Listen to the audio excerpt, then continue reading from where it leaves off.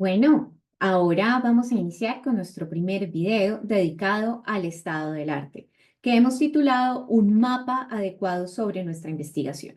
Lo primero y principal para arrancar este video es decir qué es un estado del arte. Posteriormente hablaremos cómo construir un estado del arte y finalmente daremos algunos tips para qué así hacer y qué no hacer en el estado del arte. Entonces, arranquemos actualmente. Lo primero, estimadas y estimados estudiantes, es saber que el estado del arte es como si nos permitiera mapear cuáles son los contenidos, los temas, autores y conceptos que marcan nuestro proyecto y en dónde dentro de eso nos situamos. Es decir, si queremos tener una pregunta de investigación, tenemos que saber cuáles son los paisajes que rodean eso que quiero preguntar y fundamentalmente en qué lugar yo me ubico y a partir de eso a qué quiero apuntar. Esa es la importancia y lo que cumple el estado del arte.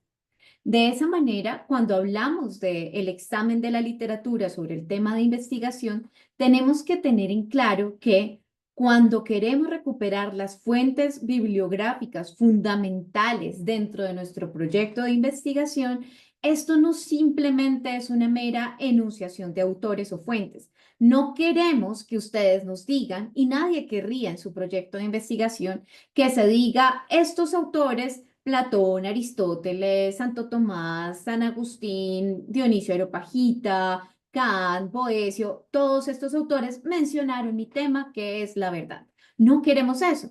Tampoco queremos una lista de fuentes. No queremos que nos digas este artículo o este artículo trabaja estos temas. Lo que queremos es específicamente la conexión de esas ideas. Por eso también me parece muy importante que utilicemos esta metáfora. No es una lista de mercado. No debemos pensar nuestra generación del estado del arte como una lista de mercado. Mi investigación es sobre inteligencia artificial y la ontología. Entonces voy a poner un checklist en todo lo que diga ontología y un checklist en todo lo que diga inteligencia artificial y he cumplido con el estado del arte. No, no es una lista de mercado. Entonces, si no es una enunciación, sin tampoco exponer muchísimas fuentes y si no es algo así como una lista de mercado, ¿qué hacemos cuando hacemos el examen de la literatura sobre el tema de investigación? Lo que queremos hacer realmente es un trabajo analítico sobre los debates, posturas, tensiones y vacíos de nuestro tema. Entonces, detengámonos un poquito acá. ¿Qué quiere decir un trabajo analítico? Un trabajo analítico dentro de la tradición filosófica significa que ustedes son capaces de buscar las fuentes necesarias para su proyecto y a partir de eso empezar a conectar los temas que tienen de similaridad y los temas que tienen de diferencia. Y a partir de eso pueden dar cuenta de los debates. ¿Cuáles son los debates que están alrededor de hablar de la sustancia en Aristóteles en la actualidad, por ejemplo? También hay que hablar de las posturas, es decir, por ejemplo, en el tema de la tecnología, tal vez tenemos las posturas de los tecnooptimistas y por el otro lado tendremos las posturas de los tecnopesimistas, ¿verdad?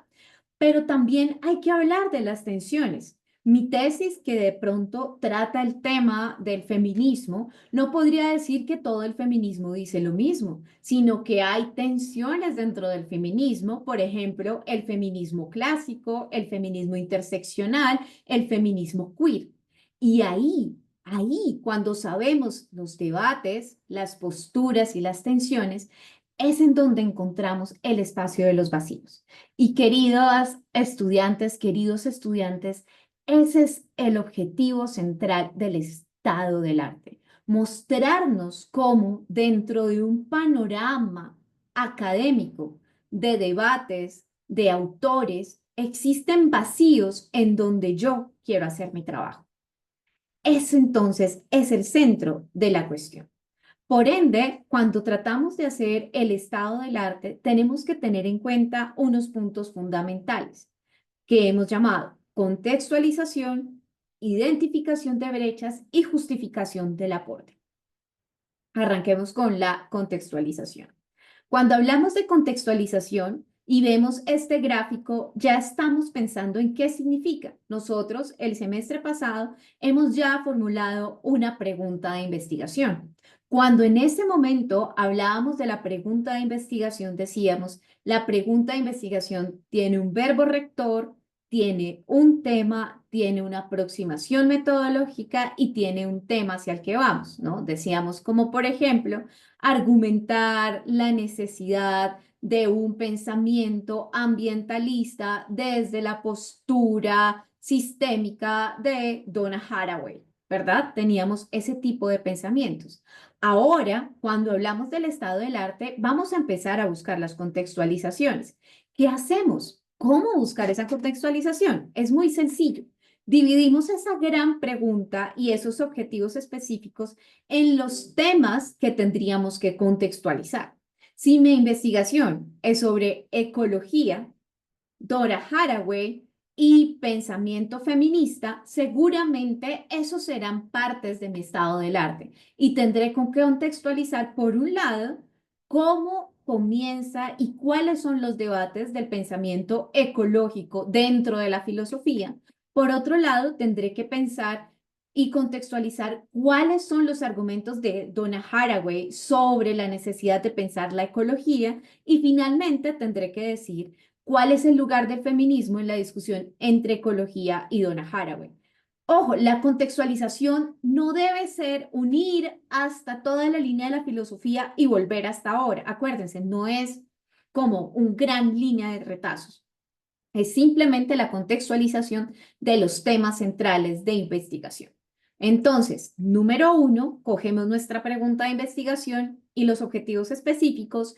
Número 2, resaltamos en esa pregunta y en esos objetivos específicos los temas centrales. Número 3, convertimos esos temas centrales en los puntos fundamentales que debemos contextualizar. Número 4, teniendo en cuenta que la contextualización no es sobre el panorama universal de la filosofía, ni sobre el contexto general de la filosofía, sino en relación con nuestra pregunta.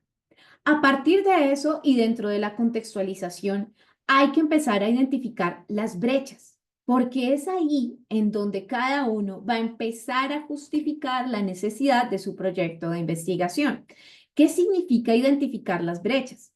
Por ejemplo, si yo estoy utilizando un autor que por lo menos no se ha pensado en esa discusión, digamos que yo quiero discutir el problema de la libertad y el problema de la democracia, pero quiero discutirlo sobre un autor como Estanislao Zuleta dentro de la filosofía colombiana y pienso que nunca se ha pensado dentro del problema del Estado y la libertad a Estanislao Zuleta. Ahí encuentro una brecha y tendría que justificar por qué Estanislao Zuleta permitiría pensar el problema de la libertad y del Estado y por qué no se ha trabajado. Otras brechas que en esta que veríamos es de autor, otras brechas pueden ser metodológicas. Este tema siempre se ha pensado desde una visión económica o este tema siempre se ha pensado desde el derecho, pero no tenemos una perspectiva desde la hermenéutica o de la filosofía.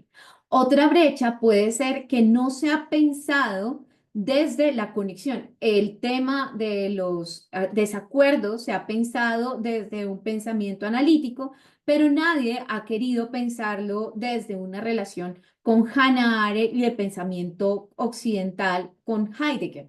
Yo quiero hacer esa conexión. Entonces, esas brechas son las que van surgiendo en esa contextualización y deben ser muy claras en la redacción. Volvamos un momentico. Luego de que tenemos los temas, esos temas se nos convierten en los apartados de mi estado del arte y en esa redacción del estado del arte debo ser capaz de ser claro y puntual de esta es una brecha. No se ha pensado en profundidad tal cuestión de este tema. Nos faltaría ver a tal autor. Nadie se ha dedicado a ver la conexión entre autor A y autor B. Esas son las brechas. Y claro, gracias a las brechas podremos dar la justificación del aporte. Como la imagen lo dice, Cuando vemos las brechas, nosotros podemos decir, por eso mi tesis aportará en este ámbito. Por eso vemos la necesidad de conectar estos dos autores. Por eso es importante hablar ahora desde la filosofía y no solo desde la economía. Entonces, esto nos permite entender por qué el estado del arte no es meramente una reunión de autores, no es un checklist de conceptos, sino es la forma en que le damos constitución teórica a una pregunta y a partir de lo cual la justificamos. No lo olviden, contextualización, identificación de brechas y justificación del aporte. Y entonces, si queremos lograr eso, ¿cómo lo construimos? ¿Cómo hacemos ese proceso? Vamos a hablar de 4 puntos: delimitación, sistematización, organización y redacción.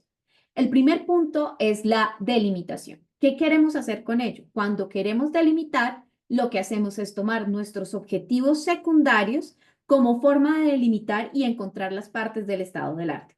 Si mis objetivos secundarios están hablando de economía política, de violencia, de memoria histórica, seguramente mi estado del arte va a tener que tener un apartado de economía política, otro de violencia y otro de memoria histórica, ¿vale? Entonces, hay, digamos, un equilibrio entre las temáticas de los objetivos específicos que justifican el objetivo general y las temáticas de mi estado del arte y en cuántas partes lo dividimos. Personalmente, sin que exista una regla, el estado del arte debería de tener más o menos 3 apartados que correspondan a más o menos cada objetivo específico, ¿vale? Un tema, un objetivo específico se volvería un tema se volvería un pequeño apartado del estado del arte. Y luego de eso, entonces, tenemos que hacer los procesos de sistematización. Para eso recomendamos siempre, siempre acudir a la biblioteca, utilizar las bases de datos, recurrir a todos estos sistemas que nosotros tenemos actualmente de buen proceso de la investigación. Ahí necesitamos hacer los procesos de la lectura crítica, el uso de todas las bases de datos, mirar la revisión con los objetivos. Por eso, ¿qué importa la revisión de los objetivos? Y aquí quiero que nos detengamos un momento. No es una revisión del tema en general, ¿sí? Y como les decía, no desde lo que dijeron los presocráticos hasta el último filósofo que se me venga a mente, Chiche. No, solamente el estado del arte debe estar determinado por esos objetivos y dentro de esos objetivos, ¿verdad? Y por eso va a ser determinado por conceptos y el horizonte de la investigación. Por ejemplo, en mi hipotética investigación sobre filosofía de la enfermedad y literatura colombiana, el estado del arte puede estar, uno, ¿qué es filosofía de la enfermedad? Número dos, ¿por qué la literatura debe conectar con la filosofía? Y número tres, Colombia y el problema del arte, por ejemplo, ¿no? Eso se nos vuelven en los apartados de nuestro estado del arte. A partir de eso, es muy importante pensar en la organización. ¿Cómo organizo yo toda esta sistematización que estoy haciendo? Debo revisar cuáles son las preguntas, los conceptos y cómo yo lo conecto con mi voz de investigador para que permitamos que el estado de arte no sea una entrada a un diccionario, sino que esté bien dirigida. No queremos que el estado del arte sea como entrada al diccionario de economía política en Marx, entrada al diccionario de el problema del dolor y sufrimiento en la ley, entrada al diccionario de prácticas éticas en el aula. No.